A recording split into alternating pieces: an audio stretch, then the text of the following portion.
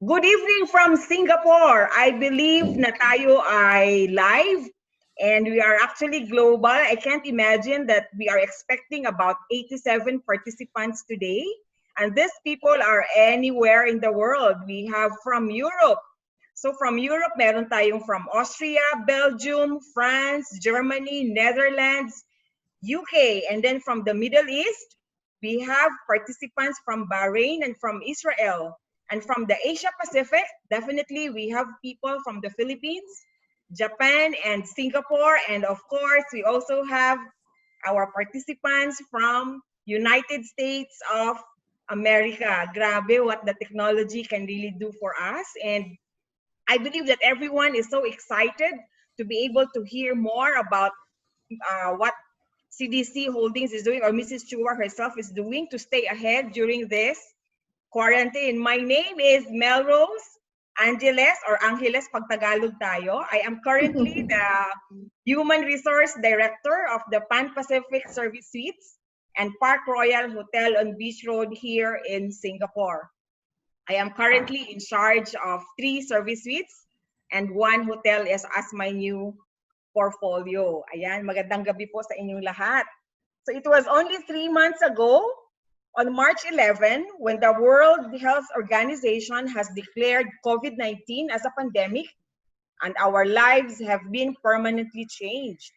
The global health crisis has affected the physical well-being of about 7 million people worldwide, with about 24,000 cases here in the Philippines. It has deeply affected economies and trade as well as we all stayed safe in our homes during this quarantine. While this pandemic brought uncertainties, it also brought new possibilities. While it has threatened livelihood and brought industry and commerce to a standstill, it offers opportunity for new markets as well. And in order to help us navigate the changing landscape of work and life in general, we will learn from Mrs. Melissa Elsie Chua, the founding president and CEO of real estate company CDC Holdings, Inc. And prior to establishing CDC Holdings, she co-founded Mellowares with her husband, Mr. David Chua, the brand that is ever present in a lot of Filipino homes and is also the tableware used by major restaurants and fast food chains such as Jollibee and Chowking. I'm sure nakakain na kayo sa plato na yan before or even today. Her entrepreneurial expertise had been recognized as one of the finalists of the 2017 Ernst & Young Entrepreneur of the Year of the Philippines and 2017 Asian CEO Awards. She had been selected to represent the country in 2018 Ernst & Young Entrepreneurial Winning Women Asia Pacific in conferences in Japan and Monte Carlo. Her most recent achievement is being awarded the BCA Green Mark from the Building and Construction Authority of Singapore for Citadines, Millennium, Ortigas. And despite her busy schedule, she is actively advocating for the real estate industry as one of the directors of the Chamber of Real Estate and Builders Association or CREBA, and for the general ease of doing business here in the Philippines as co-chair of the Tax and Customs Committee of the Filipino-Chinese Chambers of Commerce Incorporated. She is also the current president of the City of Malabon Business Association. Before we proceed with our long-awaited Q&A, let us first catch up with how Mrs. Chua has been the most of her most quarantine. We call it quarantine because while doing quarantine, of course, she also spent a lot of her time doing a lot of things. Hello, Mrs. Chua, how are you? Long time Hello, no see. Melrose. Yeah, kamusta Oh, na po? the last time we saw each other when we were in Dubai. Yeah, that was in March. Yeah. Yes. And that was like the Okay. COVID, it's like a COVID It's like a pandemic na during that time. Yeah, the reason why we were there, Melrose, for everyone to know, we were there last March 7 in Dubai to attend to the International Women's Day. Remember? Opo, opo. And both of us are speakers. The reason Yes. why we were there, in spite of nakakatakot na mag-travel at the time, we want to inspire the women, di Yes. ba? Mm-hmm. So, especially Middle East, important yung empowering Filipino women in Middle East. But before I left for Dubai, seeing what's happening in China, and I'm observing the increasing cases of COVID in the Philippines, I planned ahead with my daughter just in case if Metro Manila lockdown, what are the things we need? Opo. So, ang ginawa namin, we really prepared earlier. So when the ECQ took effect, we were ready and prepared. So the first thing that we did, uh, inasikaso namin yung mga staff namin. So how we can continue to provide service to our customers while at the same time keeping my employees safe. Opo. So we invested in a lot of things, system, hardwares, and laptop to enable our staff to work from home and provide continuous customer service so that we can respond continuously to our customers' needs. So while we are in our corporate staff are working from home, we have also our own frontliners. Ang tawag namin our subsidiary company, which is property facility management. And also with citadines, we never stop. We continued our operation 24/7. Yan ang mga frontliner because the resident needs us during the ECQ, di ba? Exactly po. How to Yeah, keep tama. us safe and continuous yung measure. Opo. So we continue for that, and for us, they stayed. We provide them accommodation and food and transportation during quarantine. Now, the most challenging really nung when they announced the ECQ lockdown, uh, pumasok yung empathy namin as the boss. Mm-hmm. Even sa Melaware, even CDC and all our subsidiary company, because we know the challenge. You know, if there's no work, no pay for them. So Opo. what we did, even though the DOLE did not announce yet, nauna na kagad we released the 13-month pay nung March when they locked down. And then nung April, we facilitate yung DOLE camp, yan yung wage subsidy, as well as the benefits from SSS, tinulungan namin mga tao to get that Mm-hmm. 8,000. Tapos, nung nakita namin nung around third week of April, last week of April, that they will extend for another month ng May 15, so we provide them financial assistance na. Kasi binigay mo na lahat, wala ka na ibibigay, di ba? So, you start at home, Melrose. Opo. This is more important, is how you take care of your people, your team. Yes. And then, even during ECQ, we make ourselves alert and we continuously doing our monitoring kasi nga hindi naman kami totally locked down or totally stopped. We continues also doing our own to-do list. Me and David, kanya-kanya kami. Nandun siya sa bang room, I am in another room. Another thing that what I did, I started talking to some LGU friends natin, how we can help. This is more important, the empathy within your community. Yeah. So we also being the officer at the Chinese Federation, when I learned that we have the 300 million food packs and medical items and PPEs, immediately I offered this to all our LGU friends like Mayor Reta of Malabon, Mayor Abalos of Mandaluyong, Mayor Vico of Pasig, and San Jose del Monte. Kasi narinig na nila, kaya sila na ngayon ang tumatawag sa akin. Mm. Baligtad, tumatawag na sila na, oh, can you access for us? Mm-hmm. So, we do the logistic delivery pick-up for them. But other than that, we also, on our own, CDC provided cash donations, food, as well as some construction materials that they need to build their quarantine. And also, we provide some bed trunks for their quarantine facilities. So kami, yung daily namin, Monday, Wednesday, Friday, I dedicate my time every 2 o'clock. We have this Zoom meeting at the Chinese Federation. So our guests, iba-iba. These are all government officials, cabinets, and also some IATF that what they need from the private sector. Kasi we believe na kailangan din tulungan natin ang government. Hindi ba? So, we gave our insights and recommendations, policy making, lalo na yung we really encourage not to extend the lockdown because we need people might go might die more on hungry, di ba? Yeah, So we encourage really to reopen the business. And then another thing, being the director of CREBA, which is the real estate industry, I represent CREBA in the TWG meeting, yung providing what are things needed to improve kasi nga nagkaroon ng new department ang housing. So with that, after that, nung na-form na namin, we have Secretary Del Rosario as our guest of honor.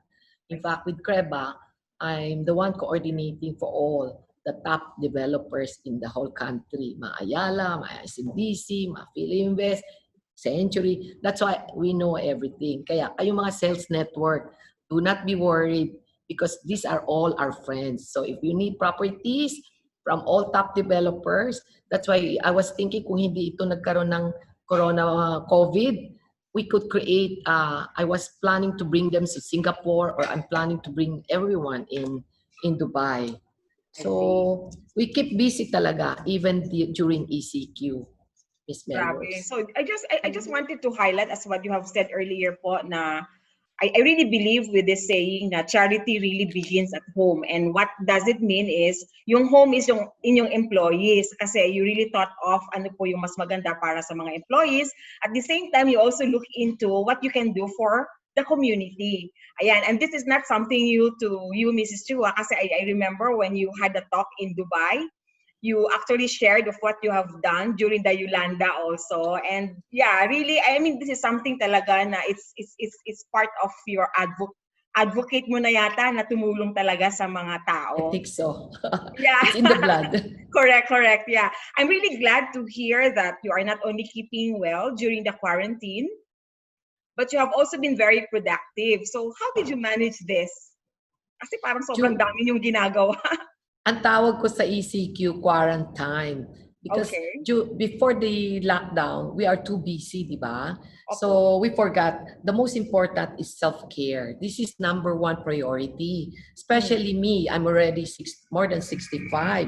So self-care is really important so that it's not just how do you stay healthy physically, but also emotionally and mentally. Part of my daily routine, I exercise daily, eat and drink healthy food, as well as I, I have to sleep at least 7 to 8 hours a day to Yeah. strengthen my immune system. I remember that. Because you always Even remind me. Yeah, kasi magkasama po tayo sa hotel. You sa always kwarto. remind me, Melrose, you have to sleep at least 7 hours, huh? Yeah. To keep you mentally awake. Yes. Also, to be always positive person, I stay away from like fake news. And I also, during the ECQ, I try to cut down to watch any news anymore sa COVID kasi tumataas yung pressure ko pag nakikita kong tumataas yung mga cases in the world. So instead, during my leisure time or relaxing time, I watch Netflix. I never did watching Netflix in my whole life before. So I'm Uh-huh. so happy this lockdown gave me the chance to watch like ito I can relate with the Grace and Frankie. At present my favorite is this King Monarch. But ang type ko talaga is the Crash Landing on You, my Rose. So para kayong na-in love ulit, ha, ma'am, while watching Yes, this? yes. Yes. And also, ang maganda nito, no, during ECQ, being a lola, I'm already a lola with 5 grandchildren. Even though, kasi to be safe, lahat kami kanya-kanyang, we live separately. So, I don't see them since March after my birthday, physical distancing. So, what we do, we make sure we stay connected with our apo through video chat, and also we send them their favorite food. And also, another thing, yan yung kulang ko my time before. Now, I really try to reconnect to my family every Sunday, to my in-laws every Sunday. Yan yung, kasi ang in-laws ko sa husband side, they're all over the world, in the US, in Taiwan, in China. And also, my old friends, imagine yung mga old friends ko for 50 years ago. Now I have the time to reconnect with them. So sa akin, remember, a healthy body produces a positive mind and a happy heart. Totally agree po ako dyan sa sinabi ninyo. And during this pandemic talaga, na we really find opportunity to reconnect, connecting with Mm. loved ones, with friends, and so on and so forth. So as an HR practitioner myself, I wholeheartedly agree that the first step to face any challenge is to ensure that we are really healthy in terms of our body, our mind, and our spirit as well. And this pandemic is an extraordinary challenge for everyone, especially businesses. So how is CDC adapting to all these changes? Well, first and foremost, the most difficult or biggest changes in doing business is to transform to be digital.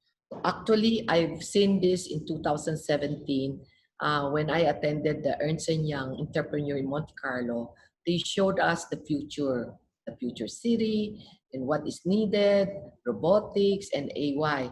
Yun lang, because of this pandemic or because of this COVID, napabilis. So whether we like it or not, we have to learn the new way, get the innovative way to communicate with our staff and clients. Like right now, we are communicating through Zoom webinar, di ba?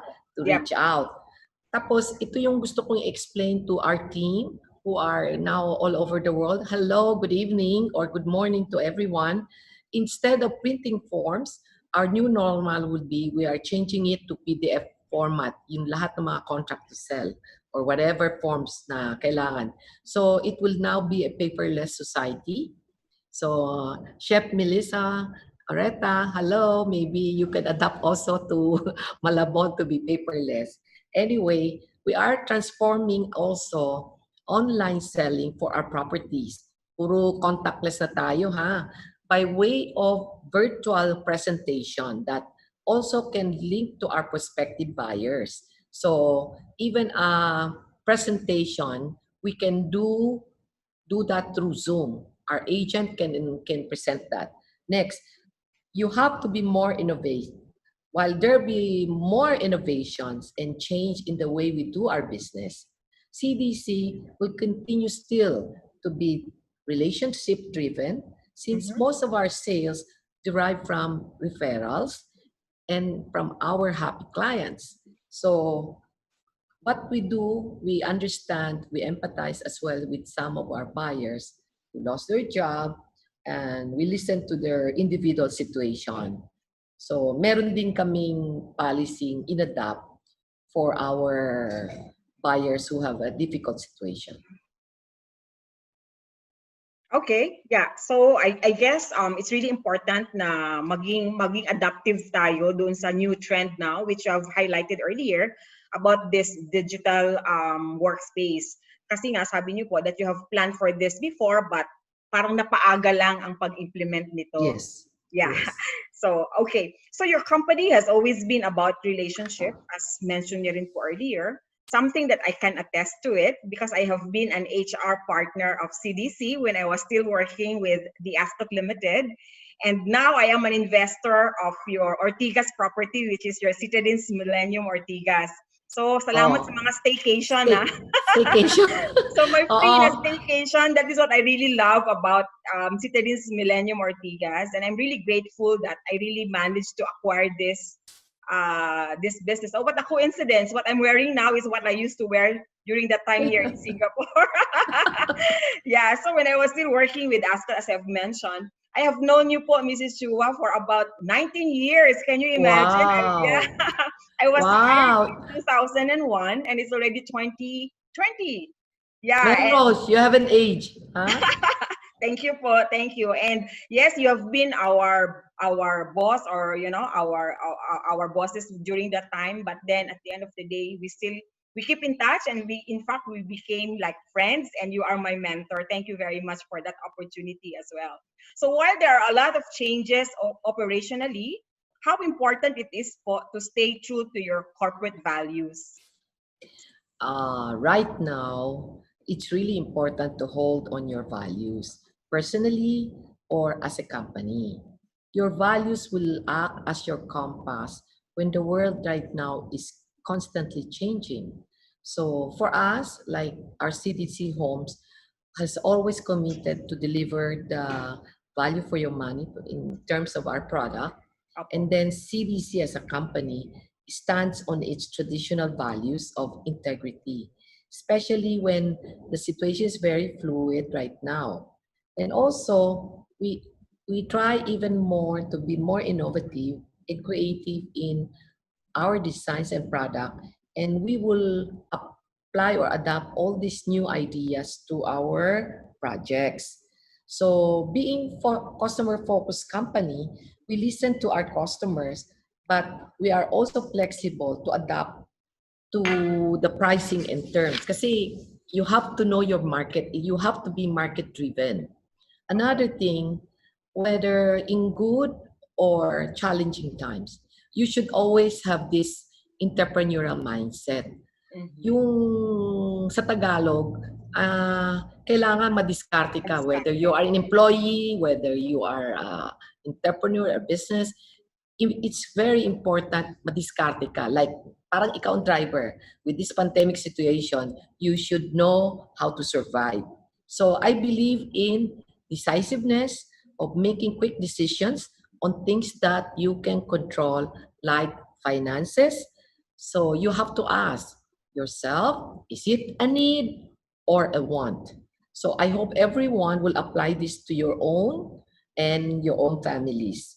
And another important thing is, like me, even at my age, I continuously learning. Mm. So you have to be open. Yeah, Thank tama you. po yan. Tama po yan. Kasi, yes, we are actually working from home, but you really have to come to a point na may schedule tayo to have our personal development. Ang dami pong free na online courses. So, mas maganda na instead of us watching Netflix for 24/7, we might as well spend some time for our own development as well. As you have Like like you, di ba? You learn how to bake. yeah, I actually managed to learn to bake this during this period na lahat kasi kami was working from home since April, and I really love it. And then at the same time, you mentioned about being madiskarte, that entrepreneurial mindset that you have. Diskarte on how to make money and how to spend money. That's important talaga. Ako kasi ang aking prinsipyo is before I even make that decision to buy, kasi sabi niyo po decisiveness, di ba? Before I make the Mm-hmm. decision to buy, I have to ask myself, is this a must-have or is this nice to have? Pag nice to have, tsaka na lang yan. So, yun lagi ang akin, yun na lang lagi ang nasa isip ko. So, from your perspective po, does that mean that you should hold on to your cash until this pandemic is over, or should you still invest? For me, I've been through so many downturn ng economy, from 80s to stock market crash to even our EDSA revolution to the Asian. For me, um, property is still a good hedge for against inflation. So it's a good investment. So if you are in financial position to invest, Mm-mm. as long as you set aside something, the money that you can survive for the next 12 months, just in case you lost your job, it's still good to save money partially on a long term in properties. Kasi property, lalo na based on the case right now, some of our clients who invested earlier with us have reaped the benefits of their investment because sa CDC, madaling paupa yung mga properties, and its location is very close to CBDs like Makati, beside BGC or something like that. So when you invest in bought from us at affordable price, so you can lease it up and it can cover your amortization. So tuloy-tuloy yan. Better pa nga yan kaysa sa mga commercial offices and office project. Mas mabilis pag ganyan mga residential kasi there's really a shortage of housing nearby work. Importante, you have to look at the product, and importante, you have to look at the location. So, sige, go ahead, Oo, Melrose. oo nga po kasi during this time na yung transportation talaga yung issue. So location talaga yung dapat na hanapin ng ating mga buyers ano. If me myself as OFW, yun ang aking number one na hahanapin. Ang aking requirement is it should be easy access, all essentials, malapit sa banks, offices, sa school, or maybe sa malls. Yun ang aking criteria if I will be looking for that property. Actually, Melrose, you really have to invest on ang demand talaga sa Philippines, which is a mid-cost project that are ideally located. It's tested right now during this lockdown or ECQ. There's no means of transportation. In fact, the government now is opening EDSA, a bicycle lane. Kaya imagine how can you drive from Fairview to Makati, di ba? So Yeah, that's true. it's good. You should buy property that is close to work or the property that you will stay. Kaya karamihan na tumira sa amin din, nagwo-work from home. Important yung may strong wifi at saka ang important is there is a very professional property management. Ito yung kailangan ninyo. Kasi lalo na kayo mga nasa abroad, professional OFWs, you are not present. So it's very important you have reliable property management that will take care of your property. With that, that will increase the value of your property as well. So before you buy an investment, you have to check the value, what is the price versus the quality and location. And the most important is what is the flexible term and what is the price per square meter. Kasi minsan, sasabihin nila, oy, 5,000 lang per month, but then may mga balloon payment pala dyan. So you better check for yourself. I agree po. Importante, more value for your money. This is That's the critical point. correct. I agree with that po. Kasi kami, ako personally as an OFW here in Singapore, I really wanted to ensure that I have that peace of mind. So worry-free talaga if I can find a very professional and, yung property management na talagang trusted and very experienced in the market. So that is something that I will personally be looking at. Yan. We are managing property since more than 20 years, and we are also managing Somerset and Citadines. Kami yung back Yeah. back of the house or something, managing the property. Right, yeah. And then this crisis talaga, Mrs. Chua, is testing a lot of companies and also people's resilience. What is resilience and how can we cultivate it po kaya? Let's define resilience. Resilience is about staying in the game for a long time and not giving up when times are hard and challenging. So I think even if we find a vaccine soon in the next few months, the effect of this quarantine and the slowdown of the business will extend and be felt for months. So everyone should be ready about that. So for me, what matters is resilience is about how we can recover quickly.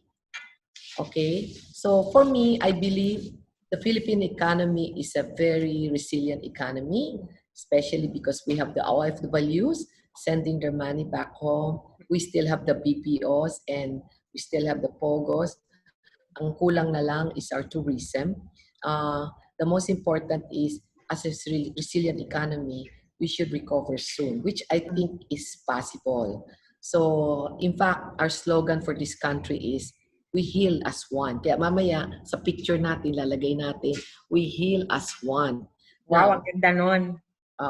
yung as a group. And then next, ito lang ang request ko, let's support the Philippine economy by way of yung we have to support buy our products. Like Mm. in Malabon, I will encourage na doon tayo kakain, masarap kumain sa Malabon. Yung mga paborito ko kasi yung pansit Malabon, saka yung Sa kayam Malabon talaga tuto. siya nag-originate. Yes. So we should support local tourism. We should support local businesses. We should support local products. This Mm. is how we can help our country and also Yeah, that's true. invest in our country. Yeah, I agree with that. And at the same time, kasi hindi pa naman tayo pwedeng mag-travel, ano? So, I guess we should also patronize our local tourism. Ayan, magstay na po tayo sa Citadines Millennium Ortigas. May property po ako dyan, kaya ina-advertise ko. Thank you, Melrose. Yeah, and definitely, I agree with all what you have mentioned earlier, Mrs. Chua, no, that we should really adapt to the new normal because this is now the reality, and I believe that CDC Holdings is actually able to somehow stay ahead during this quarantine. Thank you very much, Mrs. Chua, no, for your time. And I'm sure yung ating mga participants all over the world are so excited to be able to ask questions from you. But before that, we actually have an invited guest to talk about the innovative way of payment and solution. His name is Nicole Patrick Tan. He is the Business Development Officer of Asia United Bank, or AUB. Mr. Tan, please. Okay, so good day again from Manila. So my name again is Nicole Tan from Asia United Bank, here to present our product Hello Money. So basically, Hello Money is our way to open to answer the challenging tasks of inconveniences involved in cash or check handling. As Miss Elsie has mentioned a while ago, we are moving to our new normal already. So in order to address that, what AUB has done is prepared a digital funds management platform by name of Hello Money. And basically, the main advantage of using Hello Money is to have convenient account opening processes. Meaning that as long as you have a smartphone, you can always download the app whenever you wish and sign up for a bank account using your smartphone only. So right now, international numbers are somewhat accepted, but it would be much easier if you use a Philippine roaming SIM. Should you open your own Hello Money account? Added to that, we also have an in-app card management system by way of mobile app only. So meaning you can always download the app and then link an optional ATM card to be paired with your account. Meaning whatever balance is on your account will instantly reflect on that ATM card as well. In order to do so, you just have to log into the app, go through the add ATM card processes, input all the necessary details like your card number, card expiry, and for you to nominate your 4-digit PIN. So again, this alleviates the stress of you having to go to a bank, to the branch to claim your card and then to activate your card. All of it can be done in the mobile app itself. Once it's linked, you are able to access several features such as change PIN, replacing your card anytime. So there's no more need to interface with AUB branches as long as you have your Hello Money account. And added to that, you have the ability to block your card at any time or unblock that card anytime as well. So full coverage of self-initiated processes is what we're promoting in AUB. And along with that are several other features that are not readily available in cash cards. So aside from being able to deposit your funds in any AUB branches, you're also able to cash in from any 7-Eleven situated in the Philippines. And it's only for a minimal fee of 15 pesos flat rate for up to 25,000 per transaction. So it's a really convenient process that we're allowing our customers to have in order to use their wallets and their bank accounts during these trying times. So going over the key features, I'll go over them briefly. As mentioned, we already have the in-app account opening. Again, there's no need to have any personal appearance in the branch or any AUB branch, simply because um, the in-app account opening processes already involve video recording processes in order to facilitate face-to-face KYC requirements by DSP. The bank account that you're opening is a prepaid bank account. So we have an extended limit of 200,000 monthly load limits for cash in and deposits. Perfect if you're trying to pay for your reservation fees, your monthly amortizations, and the like. That being that it is a prepaid bank account, there is no maintaining balance and no dormancy of accounts. So meaning, if you open an account today and you load 500 tomorrow, if you don't even use your account and go back to it a year later, you'll still have 500 pesos load into your account. So it's really safe to keep your funds in the wallet, and rest assured, we already have all the security details laid out in order to make sure that your account is safe with you. The ATM card, as mentioned, is purely optional, and the only reason why you'd want to have an ATM card is for the ability to withdraw cash from ATM terminals and to use it to swipe across POS terminals in the Philippines. So in order to view your account, it's really quite simple. Once you've registered to the app and you've opened an account successfully, going to the main menu, you can see that in the side menu, you have your name and your 12-digit bank account displayed on the bottom. So it is still an AUB bank account, of course, and you also will be issued your own QR code. The QR code is a recent innovation by BSP to have a QR that is standard in the Philippines. So moving forward, the logo that you see with the colors of the Philippines will be the standard QR standard that will be adopted in the Philippines later on. Other than that, of course, you have the ability to do QR code payments. Of course, QR code payments right now are limited to AUB Paymate merchants. So onboarded merchants that have been registered to AUB, they can already accept QR code payments from Hello Money. In just the same fashion, you can also transfer funds to any other bank accounts, um, that be it prepaid accounts like GCash or PayMaya, or bank accounts from China Bank, BDO, and AUB as well.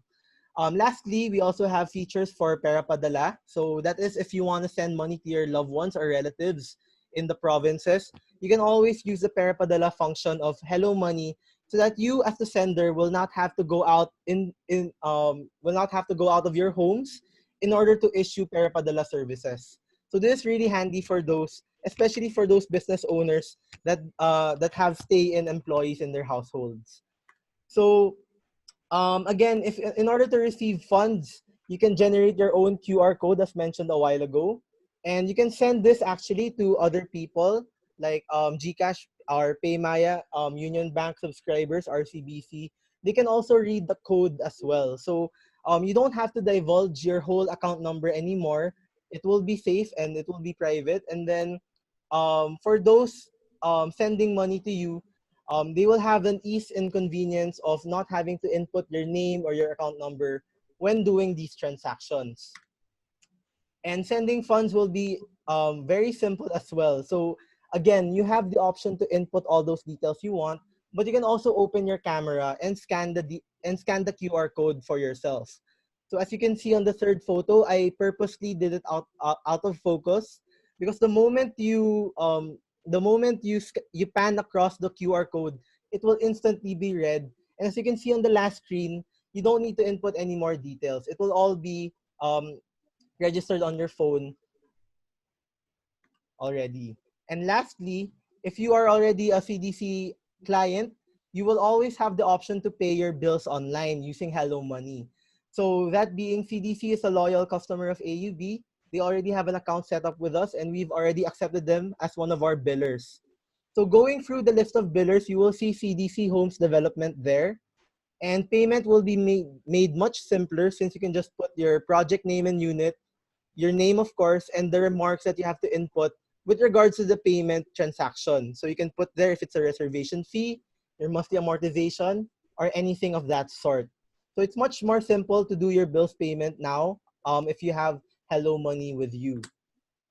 In order to open your account, it's very simple. You just need a smartphone. Any smartphone would do, as long as you have access to the Apple App Store or the Google Play Store. And of course, for valid ID requirements, we will require one valid government issued ID. Company IDs are not allowed, but um, if you have an international ID, you can use that and select OFW ID as your ID type. But if you have a Philippine passport with you, it would be much easier and much simpler and much faster to process for us, since we are still situated in the Philippines. Lastly, we just need internet access and your personal email address. Company email address would also do. So I hope that I've shed light on what other options you have in terms of bank account openings, especially during these trying times. I hope that you can visit our Facebook group to learn more, and please like and share in order to stay updated with our latest offerings for Hello Money. Thank you very much for your time. We're gonna open the panel for very soon, Miss Melrose. Yeah. Please, thank you. Thank you so much, Nicole. In fact, marami na tayong mga nakikita mga questions no na actually related sa iyo. So, one of this is kasi since nandyan ka pa naman, although skip ko muna si Miss Melissa Oreta, may question din siya, pero si Mrs. Chua ang sasagot nito. Pero since nandyan ka, mas maganda na siguro ituloy mo muna. Ang Mhm. tanong nila is this Hello Money daw ba is only for OFW? How about those non-Filipino citizen na? Okay. So currently, we are still in the process of allowing non-Filipino citizens to onboard with Hello Money. So we already have approval for this, and should there be anyone interested in opening already, you can always contact me, and I will help facilitate account openings for non-Filipino citizens. But as we move along and update the app, we will be providing the necessary tools inside the application in order to register them. But for now, they will need special approval, ma'am. Question, Nicole, pwede bang i-apply din yan sa mga employees? Of course, ma'am. So as part of AUB's Thrust, we are allowing payroll onboarding for several companies as well, ma'am. So employees are able to use their Hello Money accounts in order to receive their payroll disbursements. Okay. Okay, may tanong pang isa dito Nicole Mhm. from Philomena. Sabi niya, nagsisend daw siya ng payment via TransferWise kasi wala na raw siyang Filipino passport. I think related to dun sa unang tanong na pwede kahit wala na siyang Filipino passport. Mhm. Okay, so I guess with TransferWise po kasi, I'm not quite familiar with the platform, but you can make payments to Philippine utilities and all other companies listed in AUB's billers cycle using Hello Money. So if you open a Hello Money account, please be aware that you are opening a Philippine peso based account. So the way you will be loading it if you are an OFW is through our remittance services as well. I see. Excuse me, Nicole. Siguro pwede natin pag-usapan yung bank as long as meron naman birth certificate sila. Kaya lang, when they move outside na, they become, siyempre, they married. May countries na walang dual citizen. So, pwedeng pagbigyan nyo na just by proving they have the birth certificate before, former Filipino citizen. Okay. And then siguro, sa dami ng questions sa'yo, kukulangin tayo ng oras, i-collate natin lahat yung question. Tapos ibibigay namin yung nagtanong sa'yo, Nicole, and then we'll please answer back to them. Oh yes, Okay? ma'am. Of course, we can Bigay always. na lang yung para mas mabilis, mas maganda, ibigay na lang yung contact details mo, Nicole, tsaka yung email para mas directly sila mag-email. Kasi meron pang question dito, and this is for Mrs. Chua, no? This is from Melissa Oreta. Ang question niya is, how do you see real estate for the rest of 2020? Will market price drop or increase, both for high-rise and siguro mga lots, yung mga lote? This is for Good Mrs. Chua. evening. Yeah, good evening. Katukaya ko si Chef Melissa Oreta is the First Lady of Malabon. Thank you for joining us.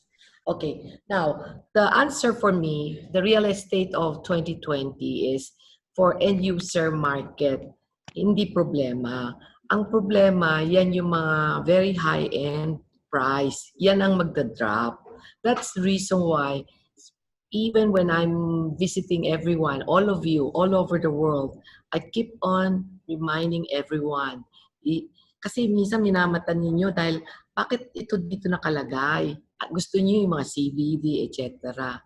Ang talagang good investment for now, as long as you're on the edge, nasa gilid ka ng CBD, and then you're very close to workplace and convenient sa mga transportation and infrastructure. We call it the end user market. Example, yan yung bago naming inintroduce, kabubukas lang. Itong lockdown ha, we just opened it and we had an open house. I think last Saturday and today, maganda ang response. We almost sold out 2 blocks sa Casa Verde.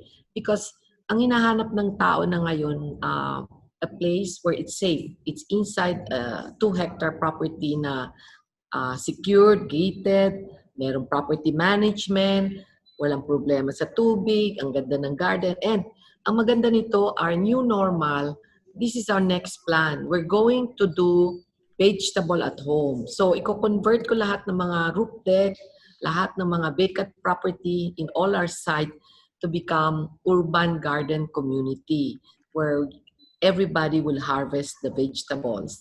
So, I think walang problema yung ganyang klaseng project as long as it's an end-user market, it's still supported, meron ding end buyer financing ang Pag-ibig. And of course, AUB, yung kasasabi pa ni Nicole, nagpa-finance sila ng long term. So, nandiyan pa rin yung magaan yung bulsa. So, habang may ganyan pa, you should take advantage. Okay?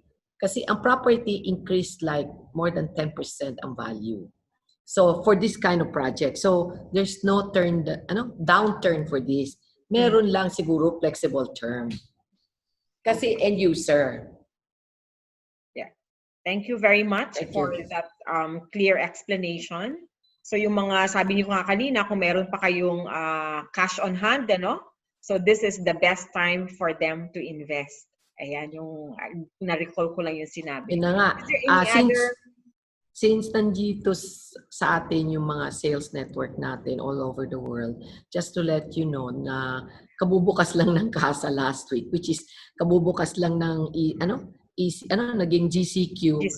Naubos natin 2 blocks, and with Casa Verde we have 6 blocks. So we still have 4 blocks more to go. It's a total of 56 units. And maganda to. Maganda yung product. Look at it, the virtual presentation. All right. Thank you. Is there any other questions from the rest of our viewers or our participants all over the world? We have a total of 71 for now. Wow. Congratulations. And thank you for supporting us. We will continuously do this Melrose in webinar. So sunod yung turuan mo sila yung work from home. Okay. That's the new reality. That's the new normal, working from home. Yeah. So, kung wala na po tayong questions for... Meron yatang question. Meron pa? Nahiya yata yung iba. Akala ko nasa sales tayo. Oo nga. Parang very few lang yung questions na i-raise natin today. Yeah. So, for us, we continuously, in fact, I'm planning to support the sales network natin. That's the reason why we introduced this Hello Money. Very important, parang work from home, sa bahay lang, meron na kayong kita. This is what I want to encourage everyone. Number 2, CDC will continue support introducing new products that is adaptable to new normal. Like, nagparating na kami maraming bisikleta. We will focus to sell it to Kamanaba. Number 1 na ang Malabon natin. So that it will be very affordable. At gagawa pa kami ng financing parang magkano lang monthly. So marami kaming project in mind to help out. May follow-up question po dito, ma'am, this is from Arfi. Arfi is from Singapore. I know her. Hello, I would like to ask the price cost difference between now and before pandemic. What is the difference?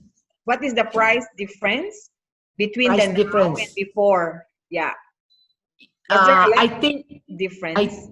I think you will not feel it yet, but I think pricing will be the same, especially for this type of projects that CDC has. Kasi kami, middle and lower, and our market, our end user, in our market, our occupancy is really high. Puno sila. So, wala kaming problema. This bracket, as long as you stick to the end user market, you will not have a problem in investment.